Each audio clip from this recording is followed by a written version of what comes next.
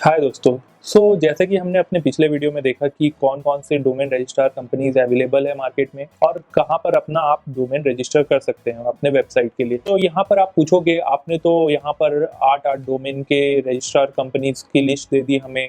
अब हम चूज कैसे करें कि कौन से डोमेन रजिस्ट्रार से ही हमें अपने वेबसाइट के लिए अपना डोमेन लेना है। ये वीडियो मैं इसके लिए ही बता रहा हूँ कि ऐसे कौन कौन से क्राइटेरियाज है, कौन कौन सी चीज़ों को आपको ध्यान में रखना पड़ेगा जब भी आप अपने लिए डोमेन खरीदो। चलिए हम लोग देखते हैं कि ऐसे कौन कौन से क्राइटेरियाज है जिसको हमें फॉलो करना है before purchasing a domain for your website. जब भी आप डोमेन रजिस्टर करो, आपको different different domain registrar company के पास डिफरेंट डिफरेंट ऑफर्स देखने के लिए मिलेंगे। कहीं पर आपको मिलेगा बहुत ही सस्ते दामों पे डोमेन और कहीं पर आपको मिलेगा बहुत ही अच्छी एड ऑन सर्विसेज जिससे जो आपको अट्रैक्ट करेगी कि आप वहां से डोमेन अपना रजिस्टर करा लो। सबसे पहला पॉइंट आता है प्राइसिंग एंड रजिस्ट्रेशन पीरियड। जब भी आप अपने वेबसाइट के लिए डोमेन परचेस करते हो तो सबसे पहला पॉइंट आपको जो देखना है वो देखना है आपके डोमेन का प्राइस। जब भी आप डोमेन को सर्च करते हो वहां पर आपको डोमेन का प्राइस रिफ्लेक्ट करता है। कुछ कुछ डोमेन रजिस्ट्रार कंपनी आपको बहुत ही चीप रेट पे आपको डोमेन प्रोवाइड करेगी, लेकिन आपको एक पॉइंट वहां नोटिस करना है कि उनका रिन्यूअल जो प्राइस है वो क्या है। आप अपना डोमेन मिनिमम 1 साल के लिए रजिस्टर करा सकते हो, लेकिन कुछ कुछ डोमेन रजिस्ट्रार कंपनियां आपको मिनिमम 2 साल के लिए रजिस्ट्रेशन करने के लिए कहती है।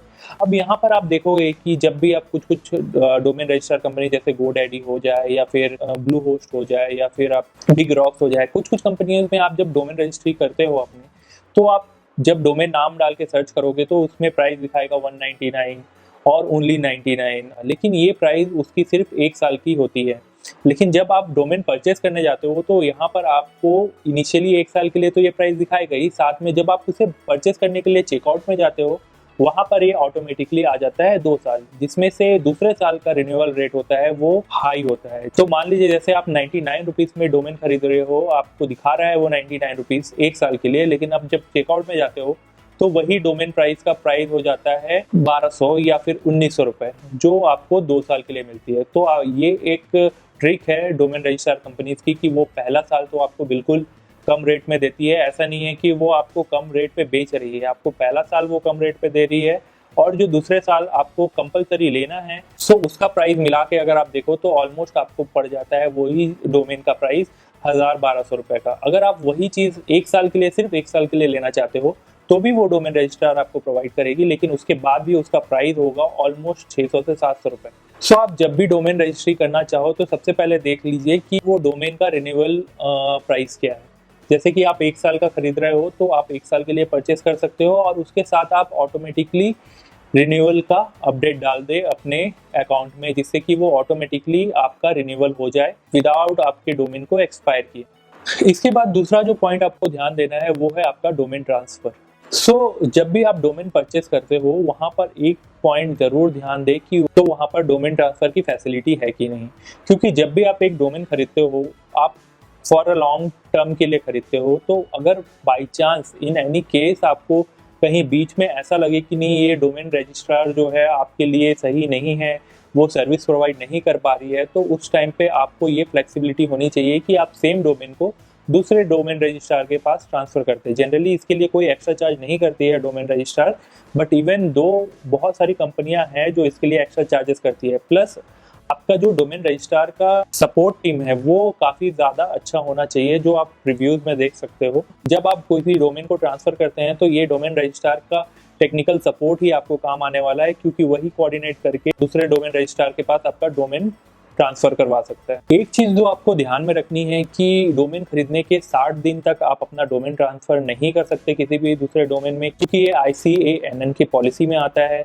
ICANN means internet corporation for assigned names and numbers. तो उस 60 डेज के बाद ही आपको अलाउ किया जाता है कि आप अपना डोमेन ट्रांसफर किसी दूसरे डोमेन रजिस्ट्रार के पास कर सको। तो आप बिल्कुल ना भूले कि आपको पहले डोमेन ट्रांसफर पॉलिसी भी पढ़नी है, क्योंकि इसके बिना आप अगर ले लेते हो और बाद में आपको पता चलता है कि नहीं डोमेन पॉलिसी में कुछ और लिखा हुआ है, डोमेन ट्रांसफर पॉलिसी में कुछ और लिखा हुआ है, आप डोमेन ट्रांसफर नहीं कर सकते, तो फिर बाद में आपको प्रॉब्लम होने वाली है। इसके बाद आता है एक्सपायरेशन पॉलिसी।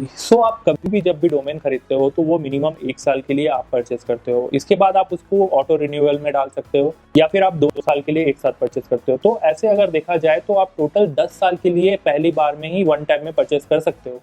लेकिन अगर आपने मान लीजिए 1 साल के लिए ही परचेस किया और फिर आपने ऑटोमेटिक रिन्यूअल में डाल दिया, उसके बाद भी आपको एक्सपायरेशन पॉलिसी देखना बहुत इंपॉर्टेंट है। क्योंकि जनरली क्या होता है कि आप जब डोमेन रजिस्टर कराते हो, उसके बाद जब उसका रिन्यूअल पीरियड आता है, उस समय जो भी आपने क्रेडिट कार्ड या फिर पेपल अकाउंट का डिटेल डाला हो, अगर वो एक्सपायर हो जाए या फिर उसमें बैलेंस ना हो, तो आपकी जो डोमेन होती है वो एक्सपायर हो जाती है। इसके बाद आपको देखना है कि जो मेन चीज़ पॉलिसी में देखने वाली चीज़ ये है कि आपको देखना है कि एक्सपायरेशन के बाद भी आपको कितने दिनों का ग्रेस पीरियड दे रहा है। क्योंकि ऐसा नहीं है कि आपने अपनी कंपनी के लिए, अपने वेबसाइट के लिए अपना डोमेन परचेस किया और कुछ दिन के बाद आपने देखा है जब वो एक्सपायर हो गया और वही डोमेन को किसी और ने खरीद लिया। एक्सपायरेशन पॉलिसी में ये क्लियरली मेंशन होता है कि आपके लिए ग्रेस पीरियड क्या है। इवन दो बहुत बार ऐसा होता है कि वो जब भी डोमेन का एक्सपायरी डेट आता है सामने, तो वो रिन्यूअल के लिए कंटिन्यूसली मेल करते हैं। लेकिन अगर आप किसी काम में बिजी हो जाए या फिर आपको याद ना हो या फिर आपका कार्ड जो डिटेल आपने डाला है वो एक्सपायर हो गया हो, इससे आपका एक्सपायरेशन का खतरा रहता ही है। चौथी जो इंपॉर्टेंट चीज़ है वो आपको ये ध्यान देना है कि आप जब भी डोमेन परचेस करते हो ना, तो आपको वहाँ पर बहुत सारे सर्विसेज प्रोवाइड करते हैं वो लोग, जैसे कि WordPress hosting services, email hosting services, email marketing services, ऐसे काफ़ी सारे सर्विसेज जिनको वो चार्ज करते हैं, वो सारे उनमें बाय डिफ़ॉल्ट टिक हो जाता है। जिससे क्या होता है, जब आप चेकआउट पे जाते हो तो वहाँ पर वो सारी चीज़ों का प्राइस ऐड अप हो जाता है। तो ये सब चीज़ें इंपॉर्टेंट है देखना, क्योंकि नॉर्मली क्या होता है, जब भी आप डोमेन खरीदते हो तो आप डोमेन को ट्रांसफ़र करते हो अपने होस्टिंग में, और होस्टिंग आपका अगर परचेस किया हुआ है तो होस्टिंग में ये सारी सर्विसेज फ्री ऑफ कॉस्ट होती है।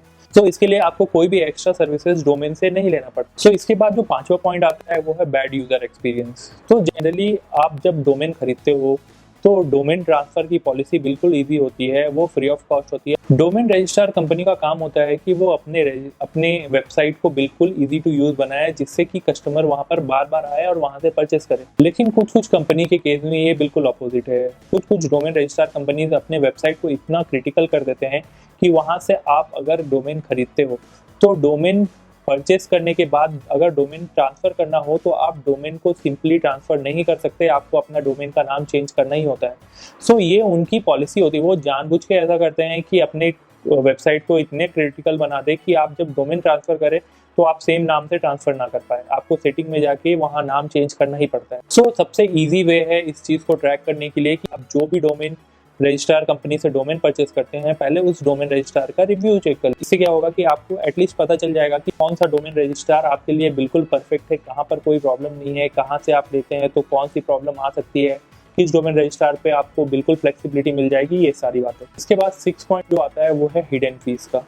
सो आप जब डोमेन रजिस्ट्री करते हो तो आपको बहुत ही अच्छे ऑफर्स दिखाती है कंपनी, वहाँ पर बहुत ही चीप प्राइस दिखाती है। तो जो भी बिगिनर्स होते हैं वो इन सब चीज़ों को एनालाइज नहीं करते हैं कि क्या प्रॉब्लम आ सकती है, वो देखते हैं कि जस्ट प्राइस सबसे कम है तो सबसे पहले जाके परचेस कर ले उस चीज़ को। लेकिन परचेस करने के बाद उनको जब यही चीज़ रिन्यूअल का टाइम आता है तो वो बिल्कुल हिडन कॉस्ट उनके सामने आ जाता है, जो कॉस्ट बहुत ही ज़्यादा होता है कंपेयर टू द प्राइस जिसमें उन्होंने अपना डोमेन परचेस किया है।